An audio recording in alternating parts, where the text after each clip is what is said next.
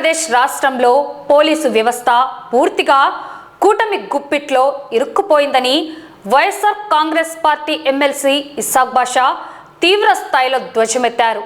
నేడు స్థానిక కార్యాలయంలో ఏర్పాటు చేసిన మీడియా సమావేశంలో ఆయన మాట్లాడారు. రాష్ట్రంలో మహిళలకు, సామాన్యులకు రక్షణ కరువైందని, పోలీస్ వ్యవస్థ రాజకీయ నాయకుల తొత్తుగా మారిందని ఆవేదన వ్యక్తం చేశారు. రాష్ట్రంలో వరుసగా జరుగుతున్న పోలీస్ అకృత్యాలపై ఎమ్మెల్సీ ఇస్సాక్ బాషా హోంమంత్రి వంగలపూడి అనితను నిలదీశారు. రాష్ట్రంలో హోంమంత్రి ఉన్నారా, పని చేస్తున్నారా అని సూటిగా ప్రశ్నించారు. చంద్రబాబు నాయుడు 2047 విజన్ అంటే ఇదేనా అని పవన్ కళ్యాణ్ గారు ప్రశ్నిస్తా అన్నారు. మరి ఇప్పుడు ఎందుకు నోరు మెదపడం లేదు అని ఆయన అడిగారు. రాష్ట్రంలో మహిళల భద్రత గాలిలో కలిసిపోయిందని, మహిళా హోంమంత్రి ఉన్నా ఫలితం లేదని ఆయన విమర్శించారు. రాష్ట్రంలో గత కొన్ని రోజులుగా జరుగుతున్న పోలీసుల వేధింపులు, లాకప్ డెత్ల గురించి ఎమ్మెల్సీ ఇస్సాక్ బాషా వివరించారు. బాధితుల పక్షాన వైఎస్ఆర్ కాంగ్రెస్ పార్టీ మాజీ ముఖ్యమంత్రి వైఎస్ జగన్మోహన్ రెడ్డి నిలబడతారని ఆయన హామీ ఇచ్చారు. న్యాయం జరిగే వరకు తమ పోరాటం ఆగదని స్పష్టం చేశారు.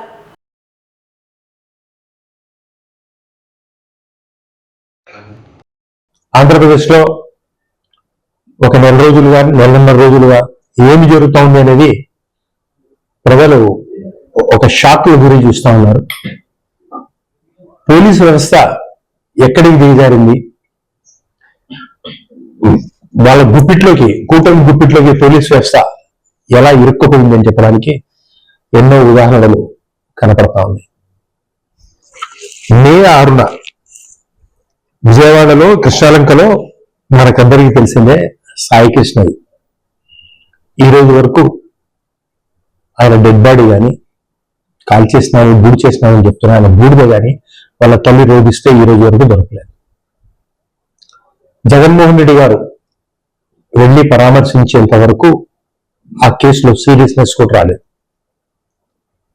నేను మీ ద్వారా హోమ్ మినిస్టర్ గారిని అడుగుతా ఉన్నాను, పోలీసు వ్యవస్థ ఉందా, హోమ్ మినిస్టర్ గారు పని చేస్తా ఉన్నారా, మీరు ఏ రకంగా చేస్తా ఉన్నారడానికి, ఏం చేస్తా ఉన్నారడానికి మీ ద్వారా నేను సూటిగా అడుగుతా ఉన్నాను. దాని తర్వాత అదే కృష్ణలంక పోలీస్ స్టేషన్లో అదే సిఐ నాగరాజు అతని వేధింపులు తట్టుకోలేక ఒక సెల్ఫీ వీడియో తీసి సూసైడ్ నోట్ చెప్పి, నేను ఒక మాదిగ కులానికి సంబంధించిన వ్యక్తిని కాబట్టి నాకు ఈ రకంగా హెరాస్మెంట్ చేశారు, అందుకని నేను గుళికలు తాగి చనిపోతున్నాను అని చెప్పేసి సెల్ఫీ వీడియో తీసుకొని చనిపోవడం జరిగింది. క్రాంతి కుమార్ అనే వ్యక్తి అసలు ఏం చేయాలనుకుంటా ఉన్నారు ఆంధ్ర రాష్ట్రాన్ని, ఏ రకంగా చేస్తా ఉన్నారు మీరు, ఎందుకు ఆ రకంగా పోలీసు వ్యవస్థ దిగజారిపోతా ఉంది. నిన్నటికి మొన్న నెల్లూరులో మురుగోలు పోలీస్ స్టేషన్లో ఏడుకొండల అనే వ్యక్తిని చిత్రహింసలు చేసి పోలీసులు లాకప్ డెత్ చేశారు. కాదు, అది లాకప్ డెత్ కాదు, చనిపోయినాడు, మందు తాగినాడు, గడ్డి మందు తాగినాడు అని మీరు మళ్ళీ చెప్తా ఉన్నారు. మనుషుల ప్రాణాలకు విలువ అనేది లేదా? మనుషులకు మీరు రక్షణ ఉండాల్సింది. పోలీసు వ్యవస్థ భక్షణ, మీరు రక్షకభటులా భక్షకభటులా? మీరు ఎవరికి తొత్తుగా పనిచేస్తా ఉన్నారు? వ్యవస్థలు నిర్వీర్యమైతే ఈ భారతదేశం మనజాలుతుందా? వ్యవస్థలు ఏ రకంగా ఉండాలి? రాజకీయ పార్టీలు ఈరోజు వస్తాయి, రేపు పోతాయి. వ్యవస్థలు అయితే ఖచ్చితంగా పనిచేయాలి. రెవెన్యూ వ్యవస్థ కానీ, పోలీస్ యంత్రం కానీ, అంటే కలెక్టర్ కానీ, ఐఏఎస్ ఆఫీసర్లు, ఐపీఎస్ ఆఫీసర్లు ఖచ్చితంగా పని చేయాల్సిన అవసరం ఉంది. మీరు రాజకీయ నాయకులకు తొత్తులుగా మారి ఈ రకంగా చేసుకుంటూ పోతా ఉంటే, పోలీసు వ్యవస్థ మీద, రక్షణ వ్యవస్థ మీద ప్రజలకు ఉండే నమ్మకాన్ని మీరు వమ్ము చేస్తూ పోతా ఉంటే ఏ రకంగా ప్రజలకు ఇబ్బందులు అవుతాయి, వ్యవస్థ ఏ రకంగా దిగజారిపోతుందని చెప్పేసి మీ ద్వారా నేను అడుగుతాను. నిన్న మళ్ళీ ఒక వ్యక్తి పల్నాడు జిల్లాలో దరియా హుసేన్ అనే వ్యక్తి ఒక సివిల్ వివాదం, ఒక ప్రాపర్టీ 22లో ఉన్నటువంటి ప్రాపర్టీని అతను కొని తీసుకున్నాడు. వాళ్ళు ఏదో కంప్లైంట్ చేసినారు, దాన్ని ఖాళీ చేయమని చెప్పేసి పోలీసు వాళ్ళు సివిల్ వివాదంలో తలదించి చేయడం ఎంతవరకు సమంజసమది? అతను డైరెక్ట్ గా కోర్టుకి వెళ్ళి ఒక డైరెక్ట్ ఆర్డర్ తీసుకొని వాళ్ళకి చూపించడం జరిగింది. పోలీసులు కోర్టులో ఉంది కాబట్టి సివిల్ వివాదంలో ఎంటర్ కావద్దు అని చెప్పేసి తీసుకొని పోయినా కూడా అక్కడ ఉండే సిఐ అతన్ని వేధింపులకు గురి చేయడము ఎంతవరకు సమంజసము? మీకు మంగళపూటి అనిత హోమ్ మినిస్టర్ గారు మీ పోలీస్ వ్యవస్థకు భయము, కోర్టు అంటే కూడా భయం లేదా? మీ కడుపులు నింపుకోవడం కోసము, మీ అనుయాయులకు తొత్తులుగా మారడం కోసము ఇటువంటి పనులు చేయడం, ఈ రకంగా హెరాస్మెంట్ చేయడం ఎంతవరకు సమంజసం? క్లియర్ గా వాళ్ళ ఇంటికి వచ్చి కానిస్టేబుల్ భయపడిచ్చి ఒకరోజు రాత్రి 11:30 వరకు పోలీస్ స్టేషన్ లో పెట్టి ఫ్యామిలీని అందరినీ హెరాస్ చేయడం.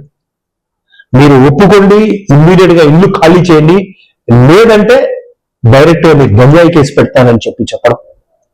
ఏ రకంగా ఆ వ్యక్తి సూసైడ్ చేసుకునే ఒక రోజు ముందు రాత్రి కానిస్టేబుల్ వచ్చి వాళ్ళ ఇంట్లో క్లియర్ గా చెప్తాను. అతను క్లియర్ గా సూసైడ్ నోట్లో కూడా చెప్తా ఉన్నాడు, నాకు ఈ రోజు పొద్దున 10 గంటల లోపల నెలలో ఖాళీ చేయకుంటే ఖచ్చితంగా మీ మీద గంజాయి కేసు పెట్టి నిన్ను లోపలేస్తాము, కోర్టు కాదు కదా ఎవరు నిన్ను కాపాడలేరు అని బెదిరించడము. పోలీస్ వ్యవస్థ ఏ రకంగా దిగజారిపోతా ఉందని చెప్పేసి నేను అడుగుతా ఉన్నా. అతను క్లియర్ గా సూసైడ్ నోట్ లో చెప్పడం జరిగింది, నేను ఇన్ని రకాలుగా ఇబ్బంది పడతా ఉన్నాను, నేను ఒక పేద ఉర్దూ అకాడమీ మెంబర్ కూడా దర్గా చాలా ఇబ్బంది కూడా చేస్తున్నారు. కోర్టులో కేసులు వేసుకున్నా కూడా గతంలో నేను ఒక ఇంటిని కొనుగోలు చేసుకున్నాను. పులిపేరు లక్ష్మి మరియు పులిపేరు ప్రశాంత్ పేరు నుండి మేము ఒక ఇంటిని కొనుగోలు చేస్తున్నాము. 2016 మేము అది చుక్కల భూమిలో ఉన్నది చేయటం కుదరదు అంటే మొత్తం డబ్బులు తీసుకొని ఈ రకంగా సూసైడ్ ఈ కాపీ మీకు అందరికి పంపిస్తారు, సమాధానం వల్ల నేను చెప్పడం లేదు. ఈ రకంగా వీళ్ళు పోలీస్ వ్యవస్థ ఈ రకంగా తయారయ్యి ఒక సొంతంగా వాళ్ళే జడ్జీలుగా మారి వాళ్ళ రాజ్యం చలాయిస్తూ ఉంటే, ఇక్కడ ప్రశ్నించాము అని చెప్పిన పవన్ కళ్యాణ్ గారు గారి ఫ్యూచర్ ఆలోచనలతో 2047 అని చెప్పే చంద్రబాబు నాయుడు గారు గారు ఏం చేయాలనుకుంటా ఉన్నారు రాష్ట్రాలు?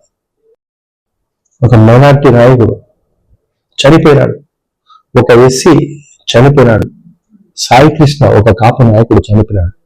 ఎంతమందిని మీరు చంపుతారు? ఇది రాక్షస రాజ్యమా?